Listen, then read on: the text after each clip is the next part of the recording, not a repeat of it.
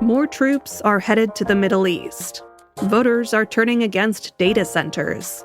And a baby elephant is about to take center stage. That's some of what we'll get to on The 7 from The Washington Post. I'm Hannah Jewell. It's Wednesday, April 15th. Let's get you caught up with today's 7 stories. Number 1. The U.S. will send thousands more troops to the Middle East in the coming days. The Trump administration is attempting to pressure Iran into a more permanent deal to end the war. A temporary ceasefire is set to expire on April 22nd. That's 1 week from today. When the clock on the ceasefire runs out, the administration is considering additional strikes on Iran or even ground operations. That's according to officials who spoke to the Post. President Donald Trump's blockade of Iranian ports, meanwhile, has turned back 6 merchant ships trying to leave the Strait of Hormuz. The blockade, which took effect on Monday, is meant to pressure Iran to reopen that critical waterway. Before the U.S. and Israel began the war against Iran, about 20% of global oil supply passed through the strait. Its closure and strikes on energy facilities throughout the region has caused gas prices to spike. Trump said yesterday that U.S.-Iran peace talks may resume over the next 2 days in Pakistan. And today, the Senate is set to vote on a resolution to block Trump from ordering further strikes on Iran.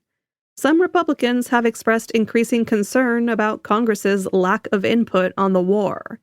But the resolution still faces tough odds in the Senate.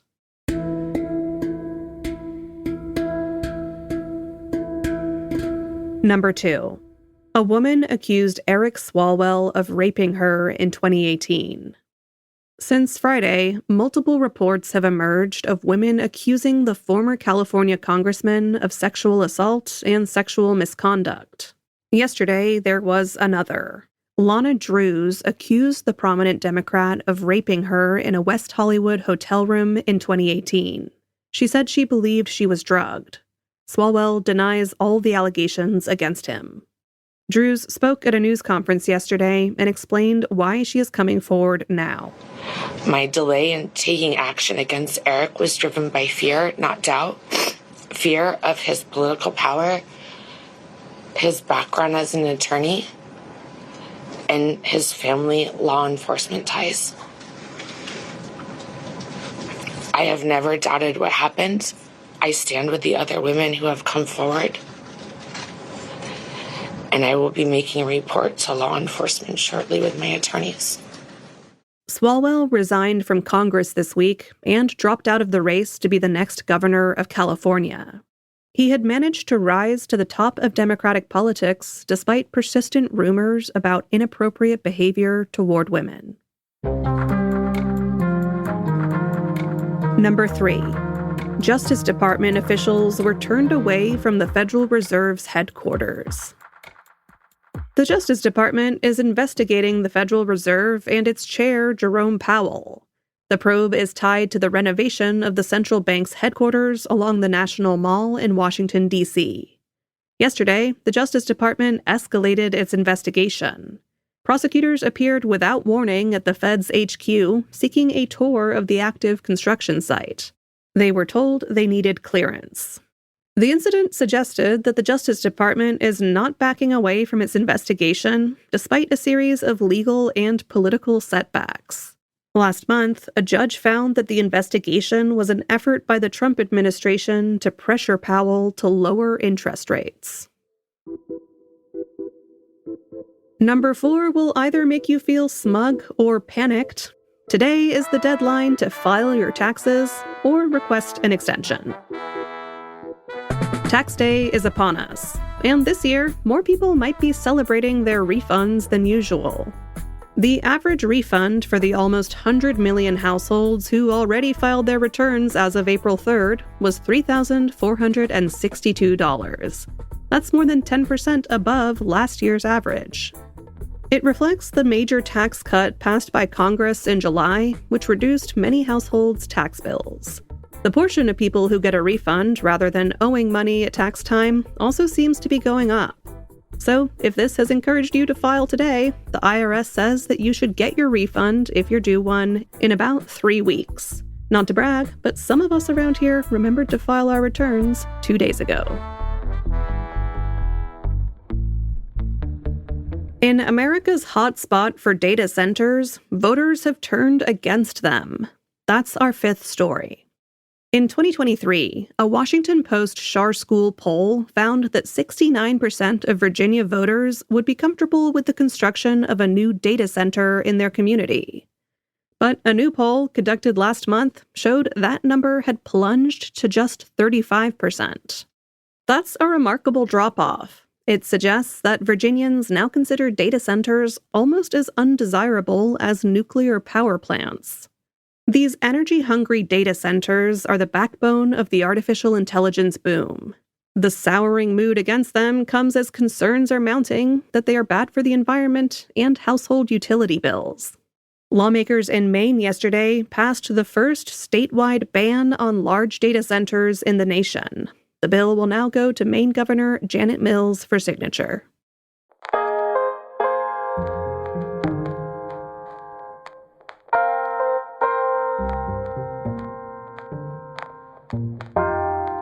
Research suggests that it may be better to exercise at certain times of day. That's number 6. A major new review has found that the timing of exercise can influence how it affects us. The results were particularly striking for people with type 2 diabetes. When they exercised later on in the day, it tended to lead to substantial and lasting improvements to blood sugar control. However, when people did the same exercises in the morning, it often led to increased blood sugar and impaired insulin responses.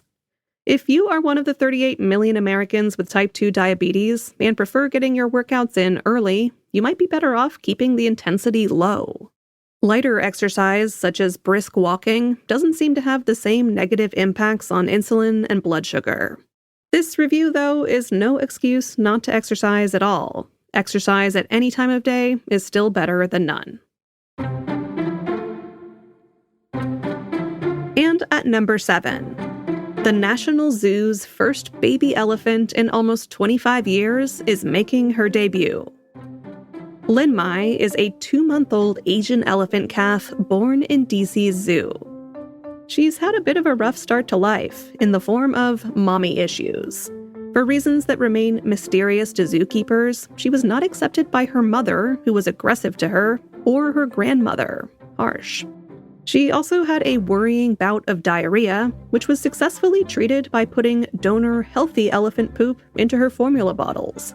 It was gross, but it worked.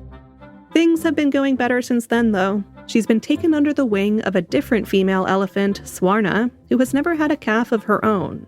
Swarna gives her plenty of attention and comfort, and is showing her how to use her trunk. Apparently, there's a lot to learn. Starting today, zoo members will get a chance to see Lin Mai in person for a special 5-day viewing period, before the public can visit her starting April 22nd. If you're not close to DC, do not despair. The zoo will also have an elephant cam so that you can watch Lin Mai continue to grow and thrive from anywhere.